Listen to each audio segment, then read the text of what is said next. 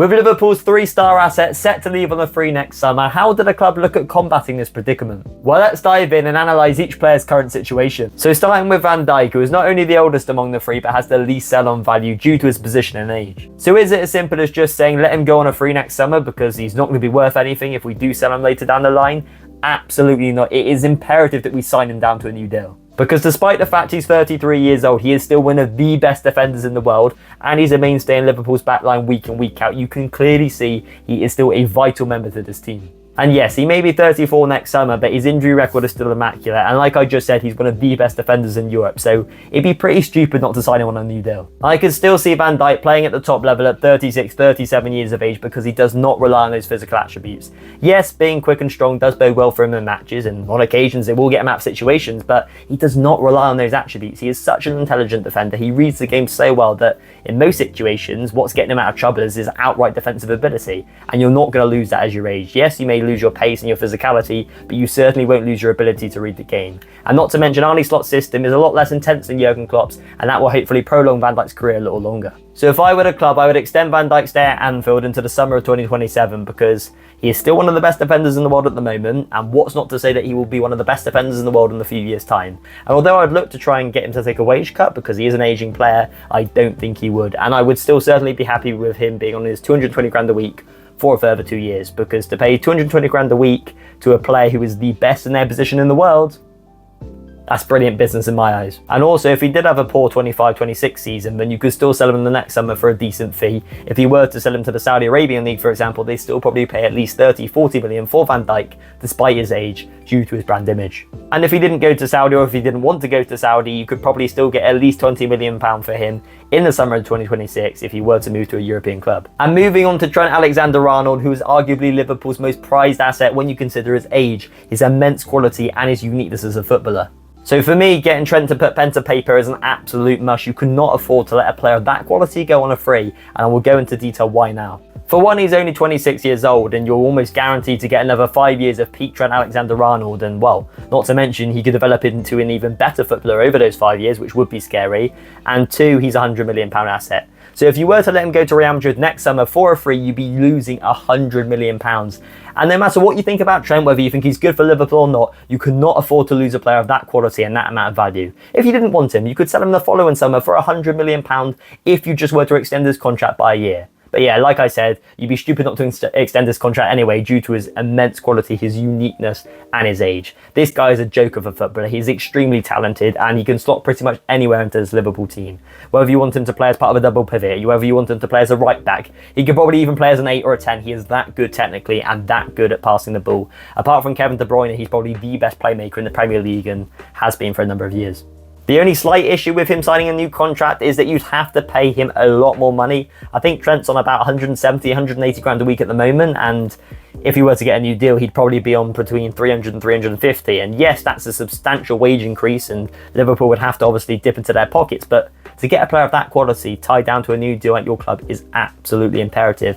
And if he were to go to Real Madrid or PSG or Man City, then he'd probably be on about 400 grand a week minimum. So if we can get him for 300 to 350 grand a week, and well, for him to be happy at Liverpool, then that's an absolute no-brainer. A player of that quality being on that wage for, what, 3-4 years during the peak years of his career? Come on, Liverpool. There's no two ways about it. You get Trent to sign the contract. For instance, look, when we renewed Salah's contract a couple of years ago, he wanted 350 grand a week, and what did we do? We paid him 350 grand a week. And yes, you might have said that's too much. That's too much for a player who is going into their 30s, but Salah's proved his worth over the past couple of years. He's proved how valuable of a player he is, and he's proved how he's still one of the best players in the world within his position. And I'm sure Trent would do the same if he signed a deal within the region of 300 to 350 grand a week. And finally, let's discuss the situation of the face of this football club, and that man goes by the name of Mohamed Salah. And for me, just like the other two, you've got to get him to put pen to paper, although his current contract situation and his potential future contract agreement is not as simple as the other two. First and foremost, he's a forward, and as you know, players who play in those positions tend to drop off earlier than players who play in midfield or at the back. So you've got to take that into consideration before you offer Salah a 3 or a 4 year deal because you want him at the club for so many years due to his immense quality. And second of all, do you want to tie a 32 or 33-year-old down to 350 grand a week for a further 2 or 3 more years? Because although he's a quality player and we all want to keep him, it is a lot of money, and he's not going to take a wage cut because Salah knows if he goes elsewhere, then he'd either get a pay rise or be paid the same. If he went to Saudi Arabia, he'd be paid more than double or triple his amount. Even if he went to Real Madrid, he'd be paid probably at least 450 grand a week. So he knows if he left Liverpool, he would be able to deepen his pockets. But then again, he does have a lot of love and an affection towards the club, and you would hope that if he were to take a wage cut, or if the club was saying, Salah, to stay, you've got to take a wage cut, that he'd be willing to do so, as long as it's not a substantial one, because you're not going to halve his wages. But if you cut him down from 350 to 300 or 250 grand a week, it would be great business from Liverpool, and it would bode well for us as a club. Because you don't want to get into a predicament where you're paying older players big lucrative deals to stay at the club, because who's to say that they won't drop off in a couple of years, and when you're paying 300, 400, even 500 grand a week for a player who is really not worth that at all. However, the one thing that you have to take into account is Salah has an impeccable fitness record, and that is imperative when signing a player on a new long-term deal. And what do they say about players? Availability is the best ability. And if Salah's playing week in, week out, no matter how good he's playing, it's always better than having a player who can play exceptionally well that only plays maybe once every 5 games because they pick up frequent injuries. And not to mention too that there are a lack of real quality right wingers out there in world football at the moment. When you look around at all the top teams and you delve into all the leagues, there aren't really any players who are on the level of Mo Salah within that position. And the ones that are sort of similar to Salah's level, Saka for example, you'd never get. Rodrigo, you'd have to pay a lot of money for him.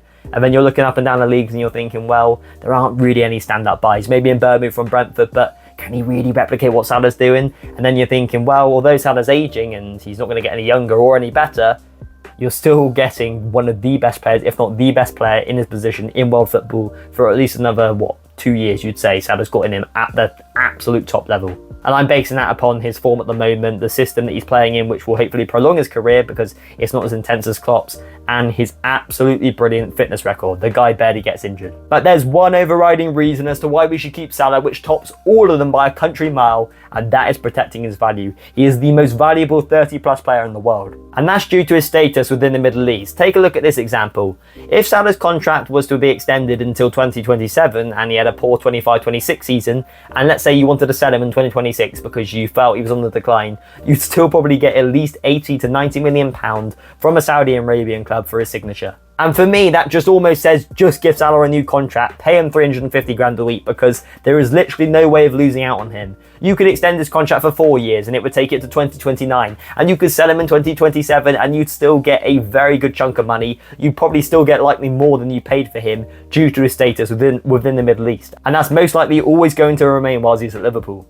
But to sum things up, we should sign all 3 down to new deals. Van Dijk, give him a 2-year contract extension on his current wage. Salah, give him a 2-year contract extension on his current wage, because I don't think he'll take a wage cut, and let's be real, we're not going to give him an increase despite the fact he has been good recently. And Trent, sign him down to a 5-year deal. No questions asked, pay him whatever he wants, because if we don't have him, Real Madrid will have him, and they'll only just strengthen and build their squad further. And if we want to build a dynasty over the next few years under Arne Slot, we have got to keep hold of these world-class players within our ranks. But before we wrap up, comment down below your opinion. What do you think Liverpool should do with their 3-star assets?